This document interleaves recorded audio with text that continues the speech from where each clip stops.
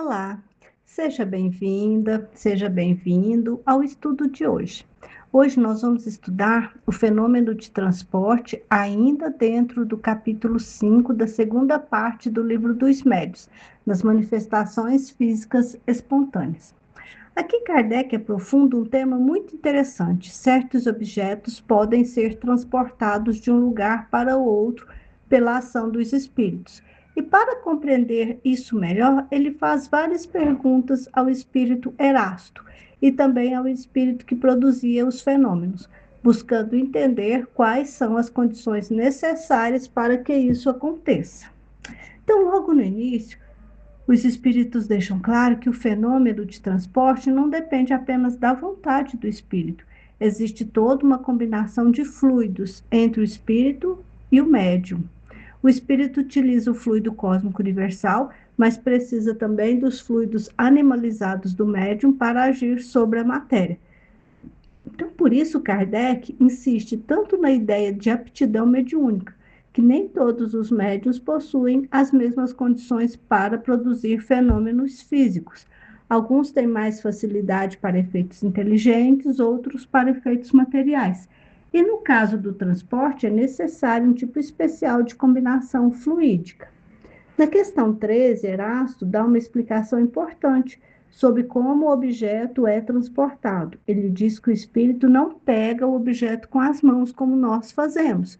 O objeto é envolvido por uma combinação fluídica que o torna temporariamente invisível e transportável. Então, ou seja, o objeto fica envolvido por fluidos que permitem ao espírito agir sobre ele. Então, o transporte não acontece por ação mecânica, mas por ação fluídica. E depois, na questão 14, Erasto explica outra coisa importante.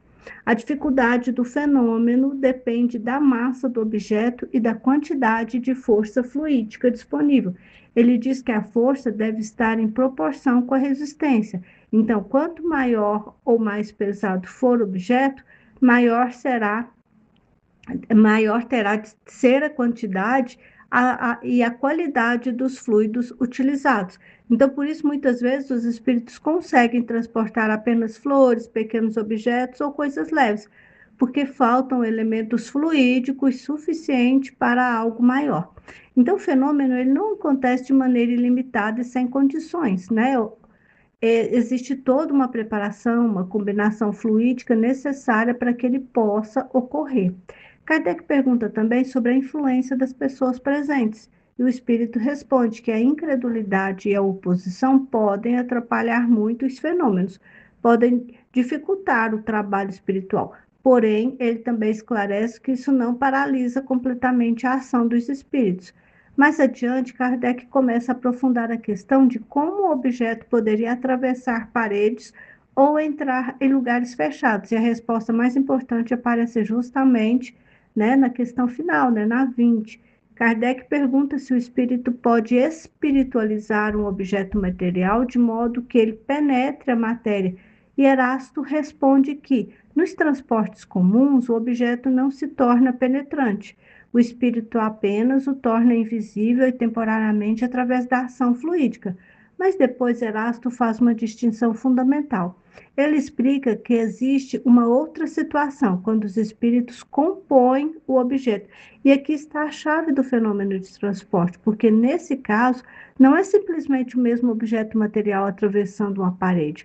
O que acontece é uma composição fluídica temporária utilizando o fluido cósmico universal, os fluidos do perispírito, né, do espírito, e os fluidos animalizados do médium. Então, esses elementos materiais mais sutis podem atravessar os corpos materiais condensados, da mesma forma que os raios solares atravessam uma vidraça. Então, quando Erasto fala da composição dos objetos, ele está mostrando que os espíritos podem reorganizar temporariamente elementos materiais através da ação dos fluidos. E Kardec ainda não aprofunda completamente esse mecanismo aqui. Ele apenas começa a abrir caminho para esse entendimento, que ele será desenvolvido mais adiante, né, no capítulo 8 do Laboratório do Mundo Invisível. Então, neste estudo, Kardec vai mostrando que os fenômenos de transporte dependem da aptidão do médium, da combinação dos fluidos, da capacidade do espírito e das propriedades ainda pouco conhecidas da matéria e do fluido universal. Até o nosso próximo estudo.